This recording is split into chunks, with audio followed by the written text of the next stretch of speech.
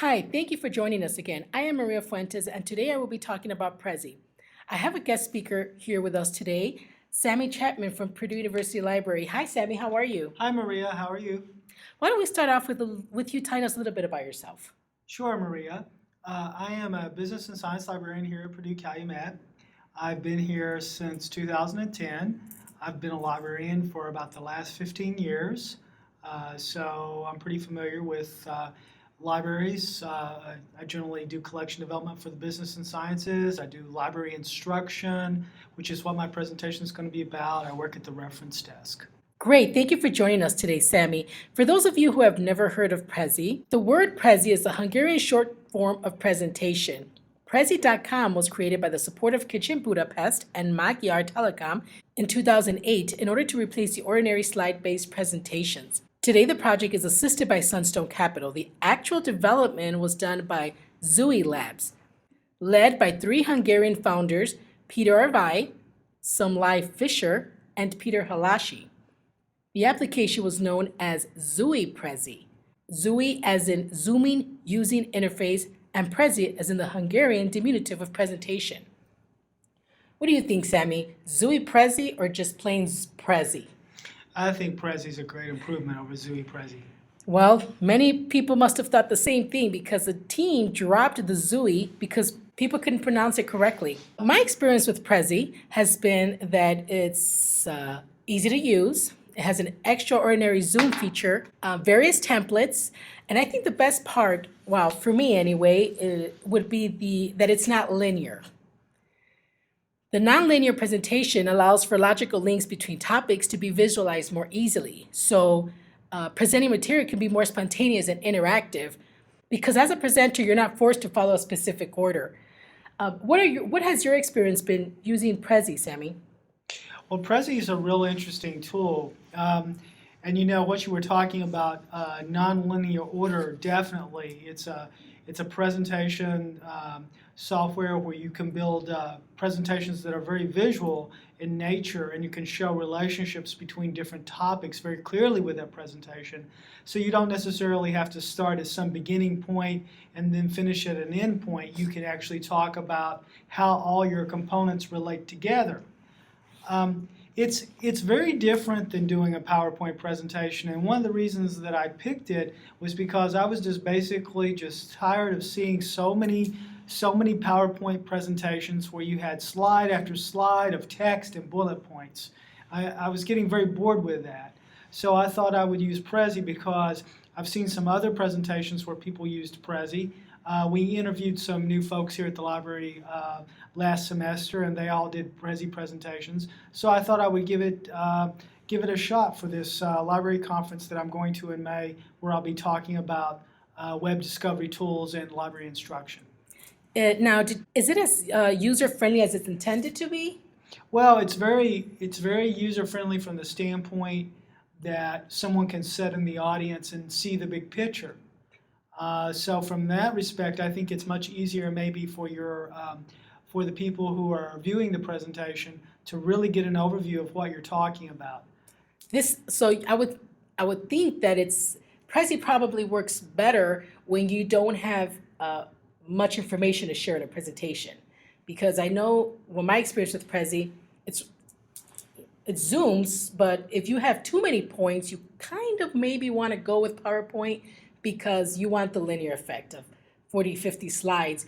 If you only have a few main points, Prezi is definitely the way to go. The zooming feature actually adds to the presentation. You're not just sitting there looking at one sheet with a few points. It actually helps with your presentation being, I hate to say less boring, but PowerPoint can be boring if you're just sitting there staring at one slide. Right. Also, I noticed that Prezi could also not work for long presentations because if you have too much zooming, it can get somewhat, you can make your audience dizzy almost. Absolutely, that's right. You certainly do not want to overuse those zooming effects. There's an interesting, there's a lot to be said for a good presentation. And a few years ago, there were several books that came out, one called Presentation Zen, one called Beyond the Bullet Points. And I guess the whole point of that was that when you get up to do a presentation, it is usually a oral experience, so you're talking, and the PowerPoint slides really should be just the beginning of the conversation. So if you try to give a great deal of information through a presentation, you could very well overwhelm your audience. So, this is an important distinction, I think, for a lot of folks to make here is that, if you're going to give somebody a lot of information, then it may be best to give it as a handout, right? So, and if you've got a lot of things that you want to cover in bullet points, that's going to be just a lot of slides. Now, Sammy, I'm sorry, I didn't mean to interrupt you, but you mentioned handouts. So handouts in PowerPoint can be easily integrated within the PowerPoint presentation. How about with Prezi? Have you had any experience with giving a handout from a Prezi presentation? Prezis aren't very good for handouts. For some things, if you're planning to give a handout with your presentation, you are better off going with a different software such as PowerPoint. Right, absolutely. I mean, if you have a Prezi presentation and you want to turn it into a handout, it's very, very difficult. Prezi really doesn't lend itself to doing handouts. Now, I read a lot of articles where online content can always be available and dynamic. However, how does that work if you don't have access to a Wi-Fi connection? Well, with Prezi, many times you have to have a membership. You have like what they call a premium account. So they'll give you like 30 days for free, and you can develop a presentation and use one of their templates. They have a lot of templates that are reusable. So you can do that with your free membership, and then after 30 days, your free membership runs out. It is possible with one of those pro accounts where you pay a fee, like I think it's like $5 a month, to actually get something that you can download and use just on your computer. So I guess it would be possible if you didn't have an internet connection to do a presentation on your computer if you can connect that computer to a display monitor or something like that. So Sammy, what led you to choose Prezi for this particular presentation that you're working on? Yeah, I just thought I would give it a chance, give it a go because I'd done so many PowerPoints. I just didn't want to have a lot of PowerPoint slides. I was basically pretty bored with that, and I figured that, I've been to a lot of presentations. I go to conferences every year, and I see a lot of instances where maybe PowerPoint presentations don't really work so well.